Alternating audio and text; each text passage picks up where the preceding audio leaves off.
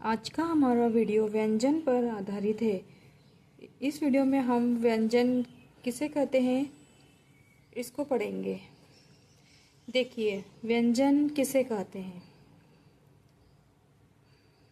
सबसे पहले तो हम देखेंगे कि जो व्यंजन है वो क्या है ना। वर्ण, हम लोग इससे पहले एक वीडियो में पढ़ चुके हैं। वर्ण के 3 भेद है, एक स्वर वर्ण, दूसरा व्यंजन और तीसरा अयोगवाह। ठीक है, तो स्वर वर्ण हम पहले वीडियो में पढ़ चुके हैं, ये व्यंजन है। और थर्ड वाला जो है अयोगवाह वो हम अगले उसमें पढ़ेंगे, आगे पढ़ेंगे। ठीक है, अभी हम लोग व्यंजन को देख रहे हैं। अभी व्यंजन किसे कहते हैं? वे वर्ण जो स्वरों की सहायता से बोले जाते हैं व्यंजन कहलाते हैं। यानी हम ये भी कह सकते हैं कि वे वर्ण जो वर्ण स्वयं उच्चारित न होकर स्वर की सहायता से बोले जाते हैं उन्हें व्यंजन वर्ण या हल कहते हैं। ठीक है, व्यंजन जो है आधी मात्रा का होता है। जैसे ऋस्व स्वर 1 मात्रा का था, अभी हम स्वर वर्ण में पढ़े थे। दीर्घ स्वर 2 मात्राओं का होता है, प्लुत स्वर 3 मात्रा का होता है। वैसे व्यंजन आधी मात्रा का होता है। ठीक है, अभी मात्रा किसे कहते हैं यहाँ देखिए। उच्चारण काल को मात्रा कहते हैं, है ना। जैसे हम लोग ये ऋस्व स्वर में पढ़े थे कि ऋस्व स्वर 1 मात्रा का होता है। मतलब हम मात्रा मतलब जो हम बोल रहे हैं इसको उच्चारण करने में 1 सेकंड का समय लगता है। जो समय है, काल है ना, उच्चारण काल को मात्रा कहते हैं। ठीक है, तो जो व्यंजन है वो आधी मात्रा का होता है।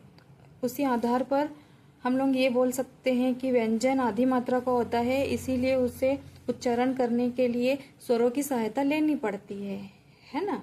या ये भी बोल सकते हैं कि जो वर्ण स्वयं उच्चारित न होकर स्वर की सहायता से हो वो व्यंजन या हल कहलाते हैं। अभी आया समझ में कि व्यंजन आधी मात्रा का होने के कारण स्वरों की सहायता से ही उसका उच्चारण होता है। या वे वर्ण जो स्वरों की सहायता से बोले जाते हैं वो व्यंजन कहलाते हैं, है ना। हुआ क्लियर हुआ? व्यंजन किसे कहते हैं? व्यंजनों को स्वरों की सहायता लगती है। क्यों लगती है? क्योंकि वो आधी मात्रा के होते हैं। ठीक है, व्यंजन के 3 भेद होते हैं। कौन कौन सा? पहला स्पर्श व्यंजन, अंतस्थ व्यंजन, तीसरा ऊष्म व्यंजन। अभी हम इन तीनों को अच्छे से विस्तार से समझेंगे। पहला स्पर्श व्यंजन, जिन व्यंजनों के उच्चारण में जिह्वा मतलब हमारी जीभ मुख के विभिन्न स्थानों को स्पर्श करती है उन्हें स्पर्श व्यंजन करते हैं, है ना। जैसे हम लोग कुछ बोलते हैं तो हमारी जो जीभ है हमारे मुंह के अंदर या मुख के अंदर अलग अलग जगह को टच करती है ना, या स्पर्श करती है, वो स्पर्श व्यंजन कहलाते हैं। सबसे पहले हम ये इसको भी समझ लेते हैं, स्पर्श क्या होता है ना। सबसे पहले हम ये देखेंगे स्पर्श व्यंजन या स्पर्श क्या होता है। स्पर्श का मतलब होता है छूना, स्पर्श करना, है ना। यानी बोलते समय हमारी जीभ मुंह के अलग अलग भागों को या स्थानों को स्पर्श करे उन्हें स्पर्श व्यंजन करते हैं। ठीक है, आया समझ आया? जैसे अभी हम लोग बोलेंगे ट, आप लोग भी बोलिए ट। देखिए हमारी जीभ ऊपर की साइड को टच करती है ना, हुई ना। अभी आप लोग बोलिए त, आप लोग वीडियो देख रहे होंगे ना, तो आप लोग भी उच्चारण करिए ट। ट का तो हो गया, अभी त बोलिए त। देखिए त बोलने से हमारी जो जीभ है वो कहाँ हो रही है? दांतों को टच हो रही है। ठीक है, इस प्रकार से हम स्पर्श व्यंजन जो रहते हैं उन्हें उच्चारण करते समय हमारी जीभ मुंह के अलग अलग भागों को, विभिन्न भागों को टच करती है, स्पर्श करती है, छूती है। उन वर्णों को स्पर्श व्यंजन कहते हैं। हो समझ आ रहा है? अगर और कुछ डाउट रहेगा तो आप कमेंट्स बॉक्स में भी लिख कर भेज सकते हो। अभी ये जो स्पर्श व्यंजन कौन कौन से, देखिए क, ख, आप लोग भी उच्चारण करते जाइए। क, ख, ग, घ, अंग, च, छ, ज, झ, इंग, ट, ठ, ड, ढ, अण, त, थ, द, ध, न, प। देखो प बोलेंगे तो होठ पूरे हो रहे हैं। फ, ब, भ, म, है ना। ये सब क्या है? ये स्पर्श व्यंजन है। ठीक है, और इन्हें क्या कहते हैं? इन्हें वर्गीय व्यंजन भी कहते हैं। अभी हम देखेंगे वर्गीय व्यंजन क्या होता है ना। जैसे वर्गीय व्यंजन किसे बोलते हैं ना, जिस पंक्ति में 5 वर्ण हो, जैसे क से अंग तक है ना, ये 5 वर्ण होते हैं, ये एक वर्ग हो जाता है। ठीक है, तो इसे क्या बोलेंगे, क वर्ग। ठीक है, जिससे ध्यान रहे कि इन वर्ग, ठीक है। अभी यहाँ भी देखिए, ये च से इंगे तक का एक पूरा 5 हो जाता है, ये वर्ग, ये क्या कहलाएगा, वर्ग कहलाएगा। ये क्या है, ये वर्ग कहलाएगा। एक वर्ग में 5 वर्ण आएंगे, तो ये कौन सा वर्ग हो जाएगा, ये क वर्ग। क वर्ग, अभी क वर्ग में क्या क्या आता है, क ख ग घ इंग ग। अब ये च वर्ग, देखो ये च वर्ग बोलने से इसमें 5 आ जाएंगे, 5 वर्ण आ जाते हैं, च छ ज झ इंग। ट वर्ग, ये ट वर्ग। ठीक है, इस आधार पर हम इन्हें वर्गीय व्यंजन भी कहते हैं इन्हें। ठीक है, आ रहा है, समझ में आ रहा है। यानी एक लाइन में 5 व्यंजन होना चाहिए, वो वर्गीय व्यंजन कहलाता है। और इन वर्ग के नाम भी है, जैसे ये पहला जो शब्द है क, हम ये पहला जो वर्ण है क, ये हम क को बोलेंगे, ये क वर्ग हो जाएगा। इसे ख वर्ग ये नहीं बोलेंगे, जो सबसे आगे रहेगा उसी को बोलेंगे। जैसे ये हो गया क वर्ग, ये च वर्ग। च वर्ग में कितने क्या क्या आता है, फिर ये सब बताना है। ट वर्ग, ठीक है। इस प्रकार से इन्हें हम वर्गीय व्यंजन भी कहते हैं। अभी एक बात और ध्यान रखिए, आप लोग ध्यान दीजिए, ये जो आखिरी के 5 है, ये जो लास्ट के 5 वर्ण है, ये दिख रहे हैं, ये वाले अंग, इंग, अण, न, म, ये क्या है, इन्हें अनुनासिक वर्ण कहते हैं। इन्हें क्या कहते हैं, अनुनासिक वर्ण कहते हैं। क्यों, क्योंकि इनको उच्चारण करने में हमें नाक की सहायता लेना पड़ती है ना। जब हम बोलते हैं तो ये नाक की सहायता से बोले जाते हैं। बोल कर देखिए, इनको 5 को बोल कर देखिए अब। ठीक है, इस प्रकार से ये जो आखिरी के हैं 5 वर्ण, ये अनुनासिक वर्ण कहलाते हैं। आ रहा, समझ आ रहा है, ठीक है ना। इस स्पर्श व्यंजन समझ में आया क्या हो। अभी इनकी स्पर्श व्यंजन की संख्या कितनी होती है, ये 25 होते हैं। ठीक है, अब हम लोग सेकेंड वाला देखेंगे, अंतस्थ व्यंजन।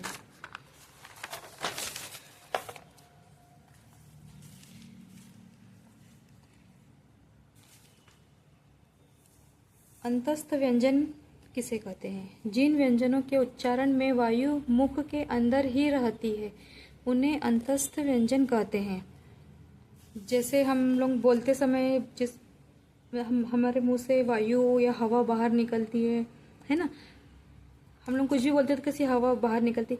ये जो अंतस्थ व्यंजन है, इनको बोलने से जो हमारे मतलब हम जब उच्चारण करते हैं तो जो हवा या वायु है हमारे मुख के अंदर ही रहती है, वो व्यंजन अंतस्थ व्यंजन कहलाते हैं। जैसे य, र, ल, व, आप लोग भी इसे बोलिए, उच्चारण करिए, आपको समझ में आएगा कि इसको बोलने से वायु बाहर नहीं निकल रही, मुख के अंदर ही रह रही है।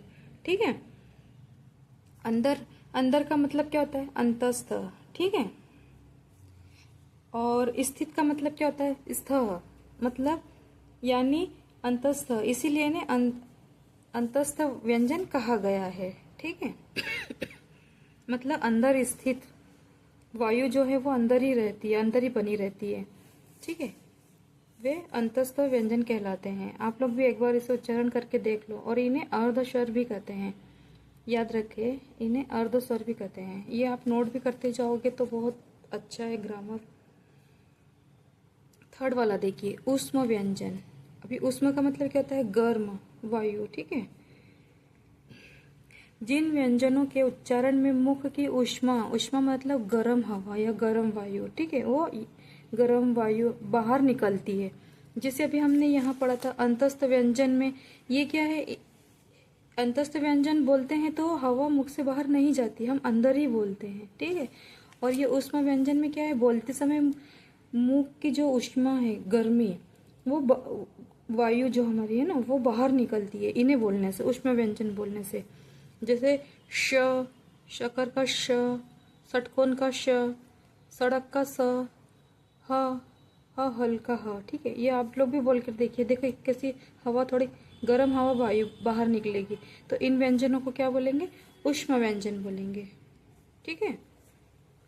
अगर समझ में आ रहा होगा तो आप कमेंट्स बॉक्स में बता सकते हो, और अगर नहीं समझ में आ रहा तो भी आप कमेंट्स करके बता सकते हो कि नहीं समझ में आ रहा है। ठीक है। अभी ये वर्ण का तीसरा भेद आया, अयोगवाह। हम लोग स्वर वर्ण पढ़ लिए पहले वीडियो में, आप एक वीडियो बना है उसमें मैंने स्वर वर्ण बताया है। अभी इसमें हम लोग व्यंजन वर्ण पढ़ेंगे और पढ़ रहे हैं, और अब अयोगवाह पढ़ेंगे। ठीक है। अयोगवाह क्या है? अयोगवाह क्या है? वे वर्ण जो न तो स्वरों के अंतर्गत आते हैं और न ही व्यंजनों के अंतर्गत आते हैं, उन्हें अयोगवाह कहते हैं, है ना। यानी न तो ये स्वर होते हैं और न ही व्यंजन होते हैं। ये जो अयोगवाह है ना, न ये स्वर होते हैं न व्यंजन होते हैं, है ना। उन्हें क्या कहते हैं? उन्हें अयोगवाह कहते हैं। योग का मतलब क्या होता है? ये योग का मतलब जोड़ होता है या साथ होता है। ठीक है। और अ का मतलब नहीं। ठीक है। तो इससे अ का मतलब होता है नहीं। तो अब जो दोनों के साथ ही साथ नहीं हो, वो क्या कहलाते हैं? वो अयोगवाह कहलाते हैं। ठीक है। या ये दोनों का वहन नहीं करते हो, किन दोनों का? स्वर व्यंजन का और वर्ण व्यंजन का वहन नहीं करते हो, वो उन्हें अयोगवाह कहते हैं। वो स्पष्ट हुआ? फिर से देखिए, अयोगवाह वे वर्ण जो न तो स्वरों के अंतर्गत आते हैं और न ही व्यंजनों के अंतर्गत आते हैं, उन्हें अयोगवाह कहते हैं। और इनकी संख्या कितनी होती है? इनकी संख्या 4 होती है। एक पहला अनुस्वार, दूसरा विसर्ग, तीसरा जीवामूल्य। जीवामूल्य के साथ है, ये देखिए ये चिन्ह, ये क और ख के सामने ही ये क और ख के ही आगे बना रहेगा, है ना। उपधमानीय, उपधमानीय ये भी सेम चिन्ह सेम रहेगा, पर ये प और फ के ऊपर, फ के सामने रहता है। और ये ना अपने लौकिक संस्कृत में ये ज्यादा नहीं मिलता। इनका उपयोग हमें कहाँ मिलता है? ये वेदों में इनका प्रयोग पाया जाता है। तो ये इसको हम लोग अभी नहीं पढ़ेंगे। अभी हम लोग अनुस्वार और विसर्ग पे आ जाते हैं। अभी अनुस्वार क्या है? देखो, अनुस्वार ये बिंदी होती है ना। इसका उच्चारण हम कैसे करते हैं? नाक से, नासिका से। मतलब हम जब इसका उच्चारण करते हैं तो हमारी नाक की सहायता से बोल करते हैं। तो हम इसे क्या बोलेंगे? अनुस्वार का उच्चारण नासिका से होता है, जैसे गंगा, रंग, है ना। आप लोग भी उच्चारण करिए तो आपको समझ में आएगा। विसर्ग, अभी विसर्ग ये 2 बिंदी होती है, आधा ह रहता है विसर्ग का। ठीक है। विसर्ग का उच्चारण ह के समान करते हैं, जैसे राम ह। देखो, राम ह, ये 2 बिंदी ह, उच्चारण में ह आ रहा है, बट हम इसका जो चिन्ह है वो ये रहेगा, और अनुस्वार का चिन्ह ये बिंदी रहती है, राम मोहन। ठीक है। हुआ समझो? अयोगवाह समझ में आया? अयोगवाह क्या है? वे न तो वर्ण होते हैं न ही स्वर होते हैं, न स्वरों के अंतर्गत आते हैं, न ही व्यंजनों के अंतर्गत आते हैं, उन्हें अयोगवाह कहते हैं। इनकी संख्या 4 होती है।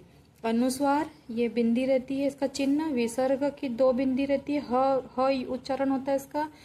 तीसरा जीवामूल्य, ये इनका प्रयोग वेदों में है। उपधमानीय, इनका प्रयोग भी वेदों में है। इनको हम अभी नहीं करेंगे, अभी हम लोग इन दोनों को ही करते हैं। ठीक है।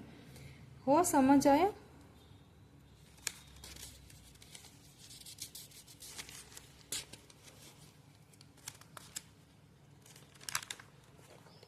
ठीक है, आज हम इस वीडियो में यहीं तक पढ़ेंगे। अगर आपको वीडियो पसंद आया तो प्लीज़ उसे लाइक और सब्सक्राइब कीजिए। अभी मैं अगले वीडियो में संधि करवाऊंगी। अगर आपको समझ में आ रहा है मेरा तो आप उसे सब्सक्राइब करके रखिए, तो संधि वाला वीडियो भी आपको फर्स्ट आप ही को मिलेगा। Thank you.